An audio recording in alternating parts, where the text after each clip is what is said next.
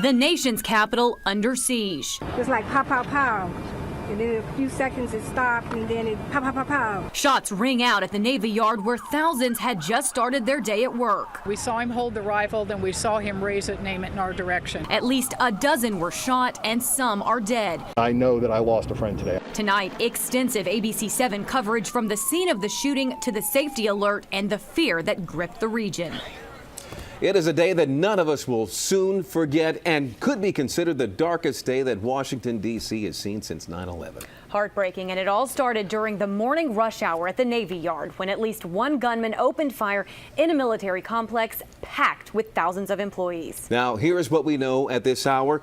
At least 13 people are dead. We also know that one of the gunmen is dead, while officers are searching for at least one other person of interest right now. The situation has forced thousands to stay inside their homes and schools and other safe places right now. The entire ABC7 News team is working every angle of this story. Let's begin tonight with Brad Bell. He's been covering the investigation since the very beginning this morning. Brad, what do you know at this hour?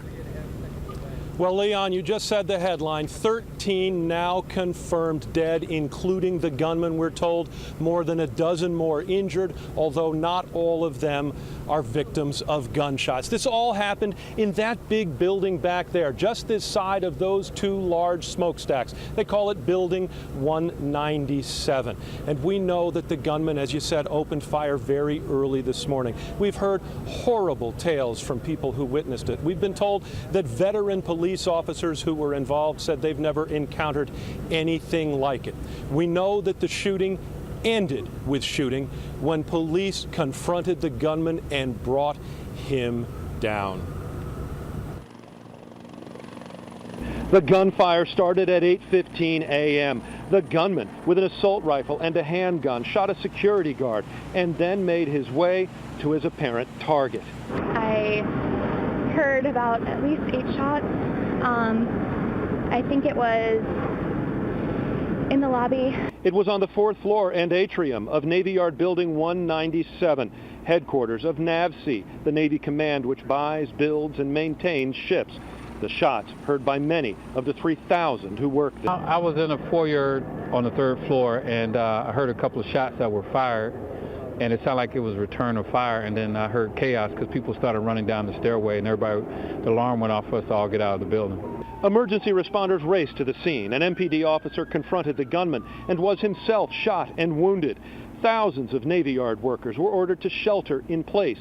Maryland State and Park Police helicopters swooped in and made daring extractions of wounded from the roof of the building. It certainly was one of the worst things we've seen in Washington, D.C. as officers enter the building and move through the building. They were, making transmissions and keeping command informed as what they were coming across as they went through. Multiple victims. There was gunfire still going on. The shooter has been identified as 34-year-old Aaron Alexis of Fort Worth, Texas. He's described as a civilian contractor and former enlisted man in the Navy. He was once arrested in Texas for discharging a firearm. But all day, there were fears he had help as police looked for 2 additional gunmen. One man, reported to be at the scene, was cleared, but the hunt for another continued.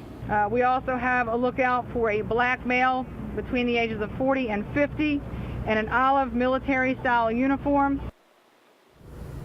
Well, we'll tell you more about that in a second, but live, I just want to show you, these are busloads of people that have been finally taken out of the Navy Yard from where they have been sheltered in place, and they are being taken down L Street to get to the area where they're going to be reunited with family members, or at least be given an opportunity to get home. Now, I want to cover a couple more things. We just talked about that man, the African-American man, black man wearing olive drab clothing. There is still a lookout for him.